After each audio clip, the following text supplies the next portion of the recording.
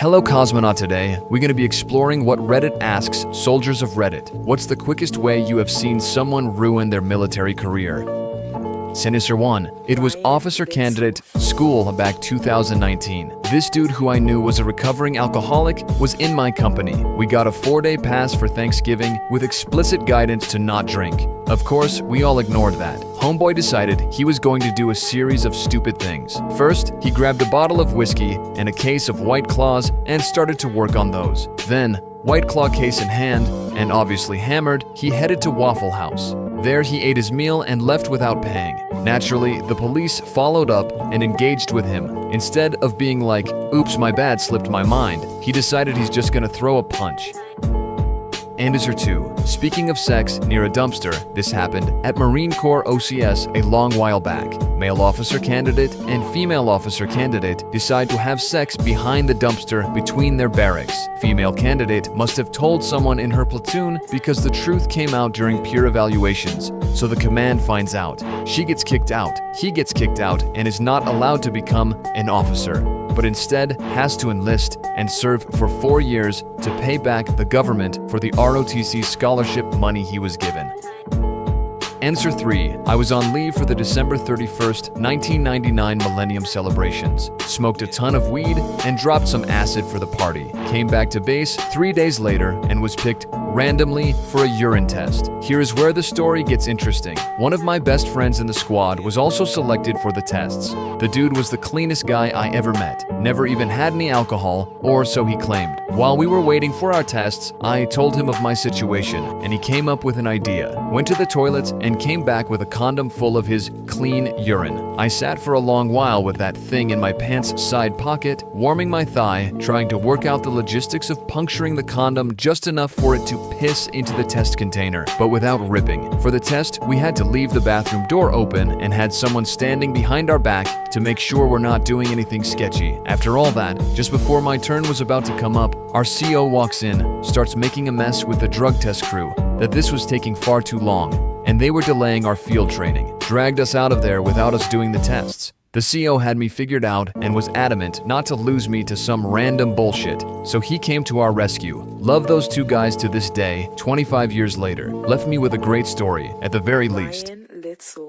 Anwser 4. Dude decided it was a good idea to smuggle a 17-year-old on base to be his roommate and tried to report to the kid for heroin usage while also simultaneously using the drugs. Also used his government travel card at the strip club with the rationale that it was okay because his other credit cards were maxed out. Anwser 5. When I was in the Air Force, we got this new kid fresh from tech school who just could not adjust. He basically got to our unit and refused to do any work. He had graduated from high school to join the military, but had never left home before. Weird kid.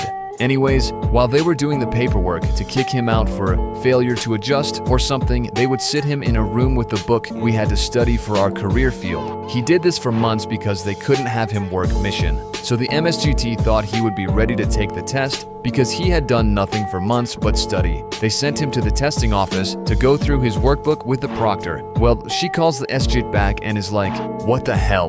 This kid hasn't been studying at all. He has been drawing dicks on every page of this workbook. I wonder where the hell that kid is now." Hey you, if you're enjoying the video, subscribe for more content. Anwser 6. British Army, ITC Catterick. Lad was in our training section and about 4 weeks into basic, after arriving with none of the kit he was supposed to bring and being completely useless, he was told to report to the guardhouse and was swiftly arrested by civilian police. It turned out he had been charged with attempted murder just before he signed up and skipped bail to join the army. How he got through the recruitment process, I'll never know. He was absolutely useless. Anwser 7. I had an airman who constantly towards things wrong. Every time worse. I felt bad for him. Not a bad guy, just dumb stuff. While deployed, missed multiple shifts. Since our job only has 2 people, I had to adjust hours to get him to work on time by going to his dorm an hour early and staying with him an hour at work to make sure he wasn't going to fall asleep.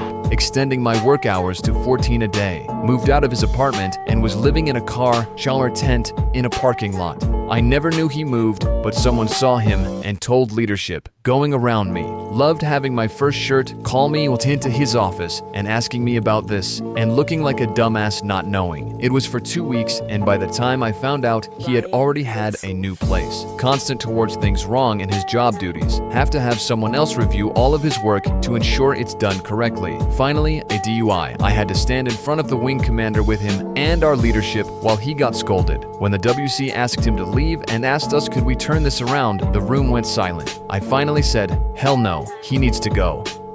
Afterwards, my squad commander went off on me, saying that was the wrong thing to say and that we always say that we could work with him. Sir, with all due respect, he's a fuck up. He's going to go back to being a crew chief in 3 months and get people killed. He needs to go.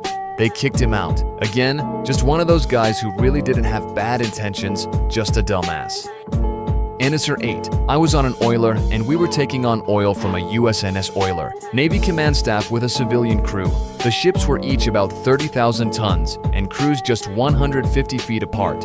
My ship was 650 feet long. The helmsman on the USNS oiler was fixated on his ship's gyro compass for maintaining a given heading when he should have been looking at my ship. The transfer is proceeding, and no one on the USNS ship noticed that the ship's gyro compass had lost power. The USNS ship started to drift toward my ship. Someone on the USNS oiler noticed the drift and ordered the helm hard to port. Now, this was the fuck up because ships don't turn at the stern. They pivot about the ship's center of mass. So, when the USNS oiler started its turn to port, its stern swung toward my ship and got within 20 feet before the ship slowly pulled away. Thousands of tons of metal has a lot of inertia, and any collision is potentially catastrophic. The next time we saw the USNS ship, it had a new Navy commanding officer and a new Navy navigator. Not their fault directly, but both were responsible for training the helmsman. The CO was never going to get another command, and the navigator would have lost valuable promotion points.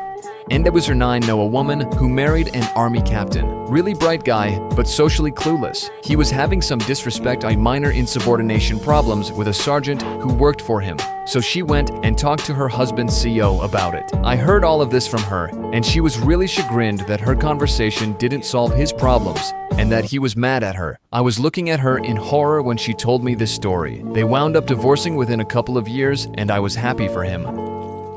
Anwser 10. This guy in my Navy Sea School class of 3 thought his visiting wife was cheating on him. She wasn't, with someone from back home. So he took a steak knife and slashed his own throat in his barracks room. Guess who had to go to his room and clean it up and get his things out while he's recovering in the hospital? Me and the other classmate. Dude comes back to class a week later with a huge ass scar across his neck and lost a ton of weight. He stayed in the service somehow, but I heard a year or 2 later from guys he was stationed with that he did something else to get processed out. Had a guy in my shop move in as roommates in an apartment off base, and he started dating a heroin addict. Kept claiming she was going to get clean. One night, he gets stopped by police with her, and the policeman asked if they've been drinking, and he says no, but makes a needle shooting into his arm motion to the cop with a big stupid grin on his face. Another roommate and our friends were walking home from the bar one night and rung the Scientologist church doorbell and dropped their pants to whoever answered the doorbell. They got caught. They didn't get into any real trouble, but the possibility of being charged with a hate crime hung over them for a few weeks. Anwser 11. I guess it wasn't all that quick, but we sent a guy to dive school along with his wife who stayed in on-base housing, which was pretty damn hospitable of the cadre. After about a month, one of the instructors called me and said, "Hey, you need to talk to your guy," called him up and gently urged him to quit fucking around. Now, we had never seen this guy before he went off to basic and AIT. The recruiters just plugged him into the MOS without even telling us, which wasn't good because we had an extensive vetting process worked out from bitter experience. He turned out to be fine physically, but mentally was another story. A few more weeks go by, and the instructor calls me again. "The cops brought us your guy," he said. He was passed out at a stoplight with his door open and a bunch of empty beer cans on the ground. That was enough for today, cosmonaut. I'll wait for you in the next travel.